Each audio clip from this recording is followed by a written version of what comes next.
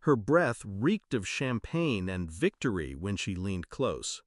"You're just a waiter now," she murmured, eyes glittering like she'd just pinned me under her heel. I didn't flinch. I poured the wine, set the glass in front of her, and smiled, because I'd been waiting for this moment. The front door opened. A man in a black suit stepped inside, clean-cut, unreadable face, a small gold pin on his lapel. He scanned the room, locked eyes with me, and crossed over without hesitation.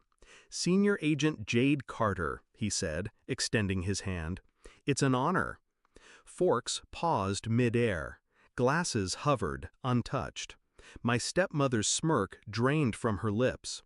But to understand the silence that followed, you need to know the years that led to it. I was 16 when my father married her, Victoria.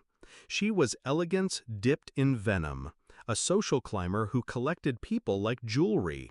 At first, she treated me like a project. New clothes, private school, her icy hand gripping my shoulder in every family photo. I thought it was love, in her own way. That illusion cracked the year I turned 21. My father had a heart attack. 2 weeks later, she sat across from me in the lawyer's office and smiled like she'd won a game I didn't know we were playing. She got the house, the accounts, my father's company. I got nothing, not even his watch. Her reasoning? "You're young, Jade. You'll make your own way." I left that office with empty pockets and a calm I didn't feel. It started small, the signs she'd been planning this long before my father died. I found old emails between her and his business partner, restructuring assets behind his back. Her name on property deeds that weren't hers a year earlier. I confronted her once. She didn't deny it. She just laughed. "Darling, the world doesn't reward the honest, it rewards the clever." That was the last time she saw me as the naive stepdaughter she could manipulate.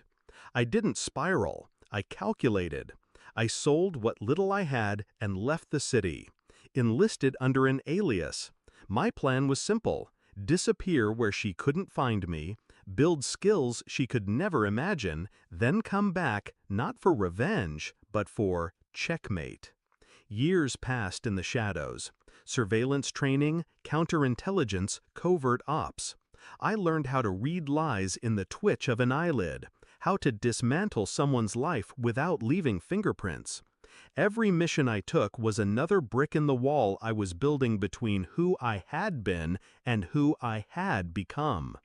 She thought she was gone, forgotten, broken. I made sure she kept thinking that.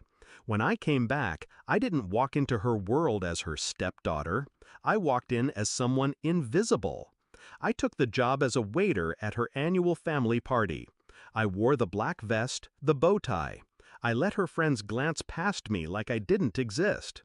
I knew she'd notice. She always needed an audience for her cruelty. She cornered me near the wine table, ready to savor my humiliation. That whisper, "You're just a waiter now," was meant to crush me. But I wasn't there to serve drinks. I was there to serve the end game. 2 months earlier, I'd begun the real operation, quietly, precisely. Her second husband, a tech CEO with a fragile ego, had a mistress. I had the footage, the bank transfers, the hotel records. Her charity? A front for laundering campaign donations. I traced the money trail right to her personal accounts. The offshore property she hid from the IRS? I mapped it, down to the tile in the kitchen. I packaged it all, sent it through secure channels. Not to the police, not to the press, to people far higher, far more dangerous, the ones who didn't knock when they came for you. The Pentagon had been watching her charity for months. My file made sure they didn't just watch, they acted. Back at the party, the man in the suit clasped my hand like we were old allies. "Senior Agent Carter," he said again, loud enough for every single guest to hear.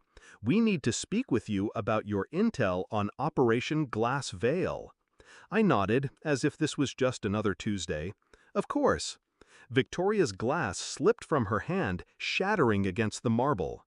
Senior agent? She repeated, her voice brittle. The man turned to her, eyes sharp. Mrs. Whitmore, we'll also need to discuss your involvement in several classified matters. We'd prefer to do this discreetly. Her friend stared, whispers rising like smoke. Her husband took a step back, as if her downfall might be contagious. I didn't move. I just held her gaze. She finally saw me. Not the girl she stole from, but the woman who'd been building her ruin piece by piece. They let her out the front door. No handcuffs yet. That would come later, when the cameras weren't flashing. I stayed behind, picked up the empty champagne flute she'd left on the table. Her lipstick still marked the rim.